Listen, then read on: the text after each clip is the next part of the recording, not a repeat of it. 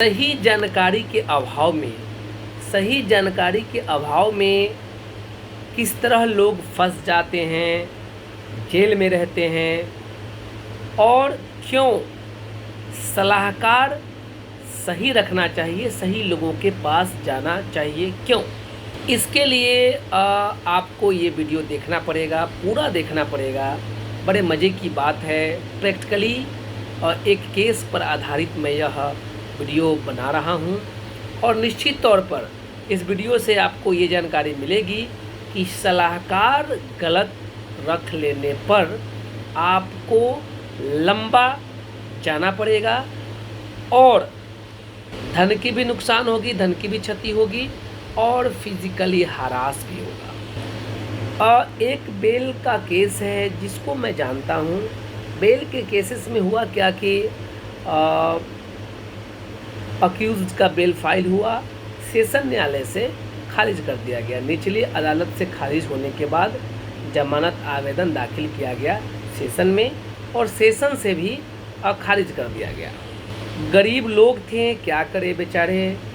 जो सलाहकार थे वह उम्रदराज थे और अमूमन लोग अनुभवी और उम्रदराज लोगों पर ज़्यादा विश्वास करते हैं। मेरे क्षेत्र में सेशन से जमानत आवेदन खारिज होने के बाद हाई कोर्ट यानी उच्च न्यायालय में जमानत अर्जी लगाना पड़ता है। अब लोग जानकार हैं, तथाकथित दलाल के भी चक्कर में पड़ जाते हैं और लोग डरते हैं, ऊपर जाने से डरते हैं और नीचे ही लटके रहते हैं, फिजूल में समय बर्बाद करते हैं। तो ऐसा ही हुआ। सलाहकार ने सलाह दे दिया कि आप यही वेट करो और आफ्टर चार्जशीट यानी चार्जशीट के बाद, पुलिस चालान के बाद वह जो है दोबारा बेल एप्लीकेशन दाखिल करेगा और यहीं से हो जाएगा, यानी सेशन से ही हो जाएगा। व्यक्ति जेल में था, वेट किया, चार्जशीट हुआ। चार्जशीट के बाद व्यवहार में फिर पुनः निचली अदालत से शुरू होना चाहिए था जमानत आवेदन, लेकिन जो सलाहकार थे वो डायरेक्ट पुनः सेशन में जमानत आवेदन दाखिल किए। लॉ क्या है, कानून क्या है, इस पर मैं वीडियो बनाने नहीं आता हूँ। लॉ कानून तो किताब में है और माननीय न्यायालय में भी हम लोग करते हैं, जो होना होता है वही होता है। तो फिर क्या था, फिर वही नंबर आया, काफ़ी प्रतीक्षा के बाद नंबर आया और सेशन से आदेश हुआ कि आप नीचे से आइए, नीचे से हो के आइए, तब मैं ऊपर जमानत आवेदन सुनूंगा। अर्थात जब फर्स्ट बेल आवेदन रिजेक्ट हुआ सेशन से, तो जो केस का नेचर था, केस में जिस टाइप का केस था उस टाइप के केस को लेकर अगर हाई कोर्ट में जाया जाता तो हाई कोर्ट में भी समय तो ज़्यादा नहीं लगता है, नेचर के हिसाब से समय ऊपर नीचा होता है। तो हाई कोर्ट से 1 महीना में हो जाता, 1 महीना में जमानत उसका हो सकता था, मतलब सेशन के बाद हाई कोर्ट में।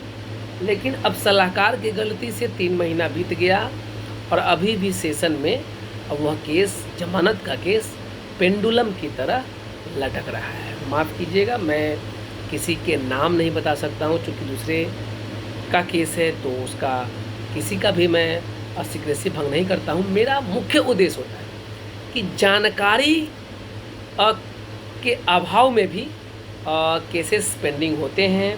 सलाहकार अगर आप गलत रख लेते हैं तो भी नुकसान झेलना पड़ता है। तो ये तमाम चीज़ें आप आरोप लगाते हैं वकील पे, जबकि एक सच्चाई यह भी है कि वकील का दिमाग न्यायालय में कब लगता है। क्लाइंट इतने तेज होते हैं, इतना ज़्यादा सीख के आते हैं, लोगों का सुन के आते हैं कि वे चाहते हैं कि जो मैं कह रहा हूँ और जैसा मैं कह रहा हूँ वकील वैसा ही करे। और जब उसी अनुरूप वकील कार्य करता है अपना ब्रीफ बचाने के लिए, अपने क्लाइंट को बचाने के लिए, और केस ख़राब हो जाता है या फिर परिणाम अच्छा नहीं आता है, तो क्लाइंट आसानी से वकील के माथा पर सारा कुछ मढ़ देता है, वकील को बुड़बक बना देता है, मूर्ख बना देता है और स्वयं अच्छा बन जाता है, जबकि सारी गलतियाँ क्लाइंट की ही होती है।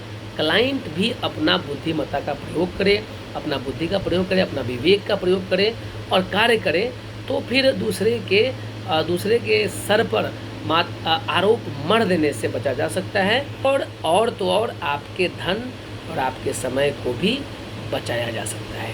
धन्यवाद।